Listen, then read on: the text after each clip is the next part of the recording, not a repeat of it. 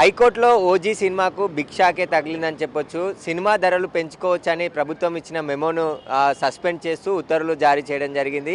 Cinema ధరలు పెంచి ప్రేక్షకుల నడ్డి విడుస్తున్నారని చెప్పేసి కూడా మల్లేష్ యాదవ్ అనే న్యాయవాది హైకోర్టులో పిటిషన్ వేయడం జరిగింది. ఆ పిటిషన్ పైన విచారించిన హైకోర్టు పెంచిన ధరలు తక్షణమే నిలిపివేయాలని చెప్పేసి కూడా ఆదేశాలు జారీ చేయడం జరిగింది. ప్రస్తుతం మనతో పాటు పిటిషనర్ న్యాయవాది మల్లేష్ యాదవ్ ఉన్నారు. ఒకసారి మాట్లాడదాం. ఏమని పిటిషన్ వేశారు, ఏం ఆర్గ్యుమెంట్ జరిగింది కోర్టులో?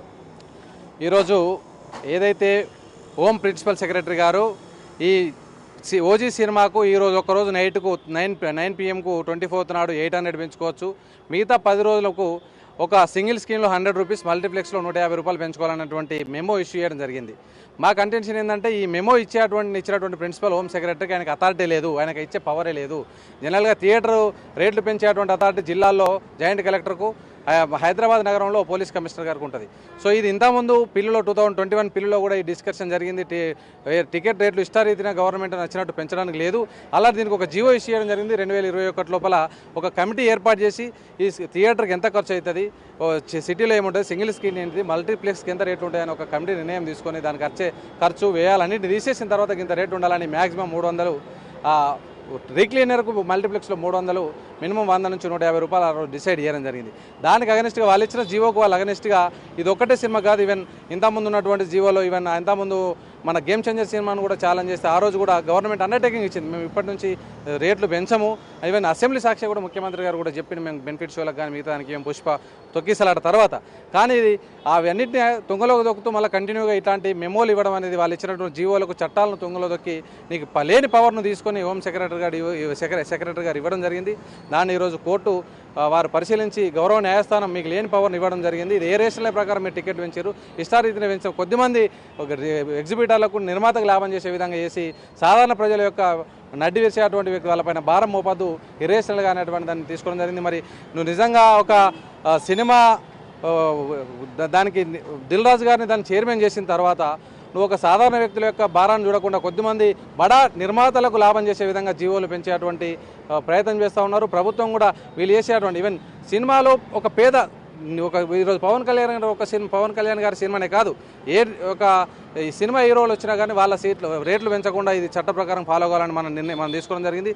దీనిలో చాలా పేద ఎవరైతే ప్రేక్షకులు ఉన్నారో పవన్ కళ్యాణ్ గారి అభిమానం, మిగతా ఒక హీరో యొక్క అభిమానికి కూడా ఈరోజు సినిమా చూసేటువంటి యాక్సెస్ దొరుకుతుంది.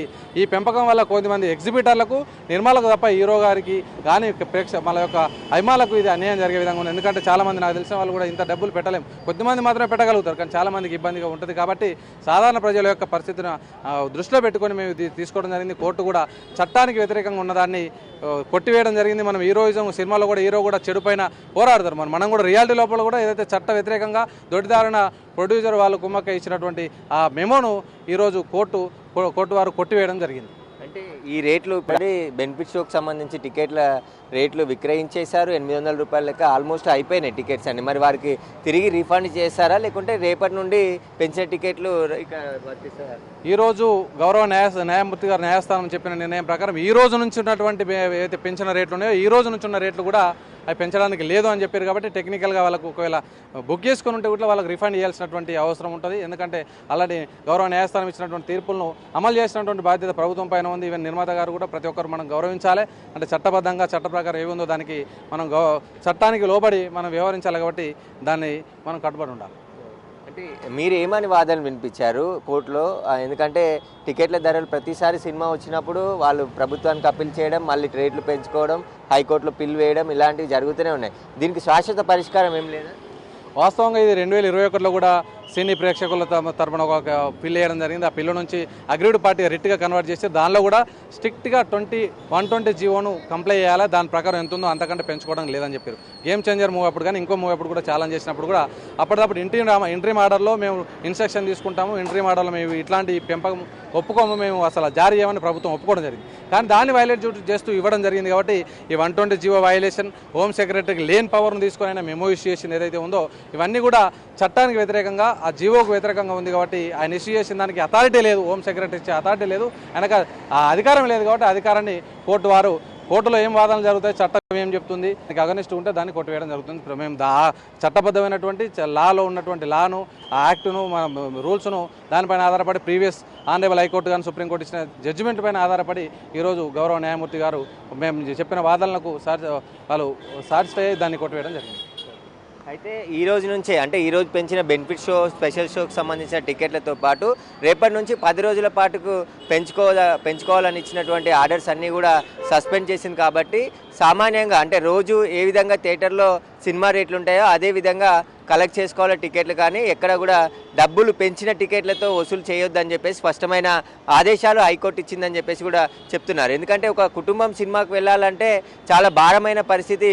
10 రోజుల్లోనే సినిమా చూడాలనుకున్న వారందరికీ కూడా ఇది భారంగా ఉంటుంది. ఖచ్చితంగా చట్ట ప్రకారం కమిటీ వేసి గతంలో 2021లో జరిగిన నిర్ణయం మేరకే ఉండాలి తప్ప మళ్ళీ ఇష్టానుసారం పెంచుకునేందుకు అనుమతి లేదు. ఖచ్చితంగా హోమ్ సెక్రటరీకి కూడా మెమో ఇవ్వడానికి అర్హత లేదు, కానీ ఆయన మెమో ఇచ్చాడని చెప్పేసి కూడా కోర్టులో వాదనలు వినిపించడం జరిగింది. కోర్టు దాన్ని ఏకీభవించి పెంచిన టికెట్ ధరలు అన్నీ కూడా తక్షణమే నిలిపివేస్తూ మెమోని సస్పెండ్ చేయడం జరిగింది. కెమెరామ్యాన్ సురేష్తో సురేష్, బిగ్ టీవీ, హైకోర్టు నుండి.